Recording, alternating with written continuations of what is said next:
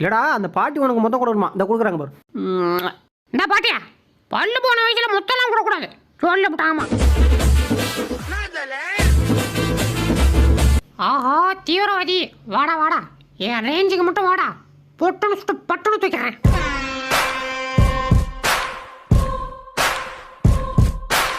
ஆஹா தலுக்கு முழுக்க ஆச்சுச்சோ. சீலிங்கெல்லாம் என்ன வெள்ளை வெள்ளையாக அடிச்சு வச்சிருக்கேங்க. சரியில்லையே, கலர் கலராக அடித்தா நல்லா இருக்குமே.